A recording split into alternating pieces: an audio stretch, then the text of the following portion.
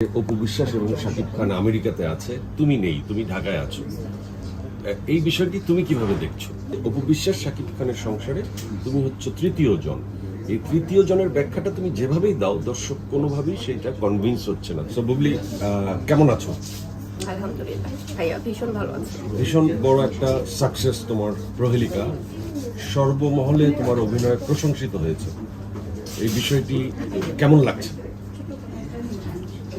খুবই ভালো লাগছে আনডাউটেডলি, কারণ আমরা যখন কোনো কাজ করি, সেটা সিনেমার ক্ষেত্রে স্পেশালি দেখা যায় যে অনেক কষ্ট থাকে আসলে একটা শুটিংয়ের পেছনে।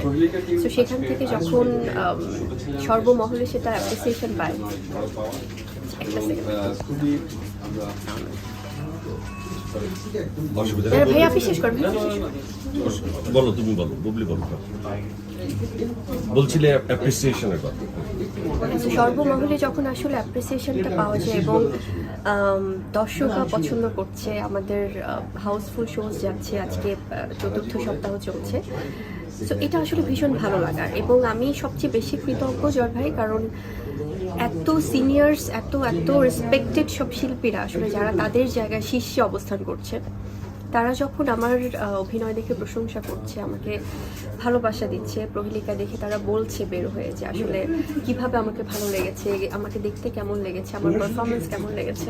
সো এই ব্যাপারগুলো নিঃসন্দেহে ভীষণ ইন্সপায়ার করে আসলে, এবং করছেও তাই। আমার এত স্নিগ্ধ সৌন্দর্য এবং এত সাবলীল অভিনয় তুমি পুরো ছবি জুড়ে এই কন্টিনিউশনটা রেখেছো, এটা আসলে সবাইকে মুগ্ধ করেছে, সবাই প্রশংসা করেছে। তো সাথে সাথে এই ছবিটি তোমার জীবনে একটি বিশেষ টার্নিং পয়েন্ট কি? কারণ তোমার জীবনের ব্যক্তিগত জীবনের অনেক ঘটনার সামনে চলে এসছে, এখন তোমার একা পথ চলা, এই একা পথ চলা একটি ছবি সুপারহিট হওয়া অনেক দরকারি ছিল। সেই হিসেবে প্রহেলিকা তোমার জীবনের কি একটি টার্নিং পয়েন্ট? এটা আমার জন্য অনেক বড় একটা অ্যাচিভমেন্ট। আমার এই পথ চলায় আসলে